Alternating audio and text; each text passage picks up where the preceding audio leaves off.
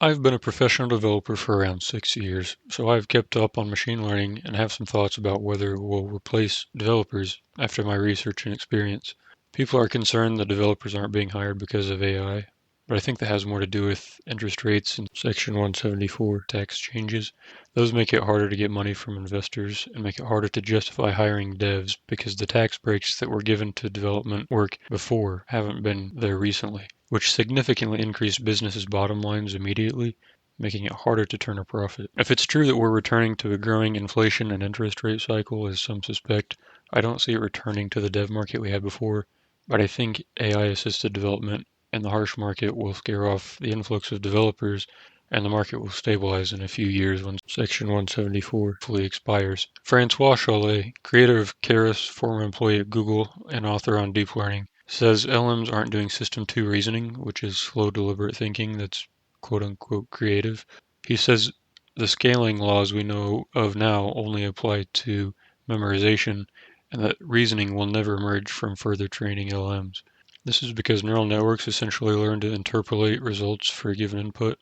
For the function f of x equals x, they'll give mostly accurate answers for a range of numbers trained on, though it may have glitches.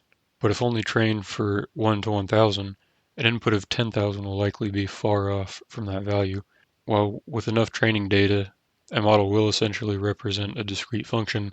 It will never be that function, and it's also wasteful of resources to train it to that point when a simple discrete program would suffice. This interpolation means program synthesis can never arise from further training, and it would have to be a separate system. Chollet believes this system 2 thinking will need to be replicated through discrete search or deep learning guided program synthesis. I can't see yet whether this will be possible using computers. Chollet says we don't know what the brain does to engage in this system 2 thinking. I'd guess that we don't know how to even consider solving this problem for AI until we know what the brain is doing while reasoning.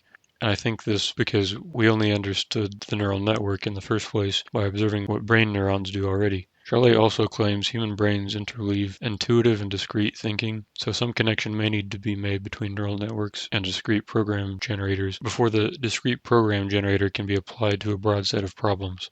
Charlet believes memory was actually the easy problem to solve, and it seems to me it'll be harder to figure out how to access it on top of building a logical reasoning system. One more thing of note, Charlet believes focus on LLMs has set machine learning back by a decade. They're appealing because humans can understand them, and they're useful because of that, but the excessive focus on them and excessive investment in them is keeping us from pursuing other avenues of research that would do more for business and productivity than throwing more compute at what are essentially big memory models restricted to internet information. I think LLMs will be good for indexing information and explaining or summarizing it, suggesting example changes, and converting between languages because they're essentially big memory banks for existing templates or functions that can simply plug in new parameters to form different solutions.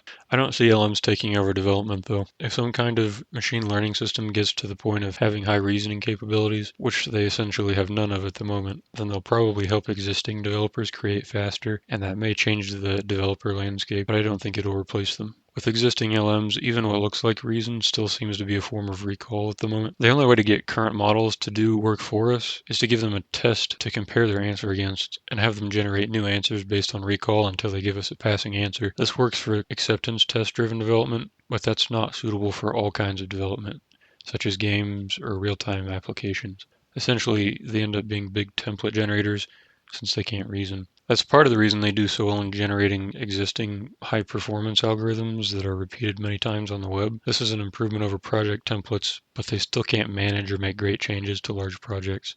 So I think as long as your job isn't literally creating boilerplate CRUD apps, especially for the web, you're probably only going to deal with the decreased demand in developers, and I think that will still be mostly limited to the scope of our current economic problems. Since LMs can't reason, they also can't consider overarching architectural contexts. For example, I may need a real-time project to be data-driven so that cache is utilized well, and the language model isn't grounded enough to always create solutions that correspond to that long-term. Truly, I can't even get Claude to remove the declarations for variables I tell it to remove. In engineering settings, project managers and clients can't seem to tell developers what they want to build as it is, and the developer is usually left to interpret much of what's needed functionally. Copy pasting or taking generated solutions directly in an IDE from an LM assistant will only get you so far, and then you need to know how to at least examine the code. I also don't think many companies are ready to make the jump to LMs.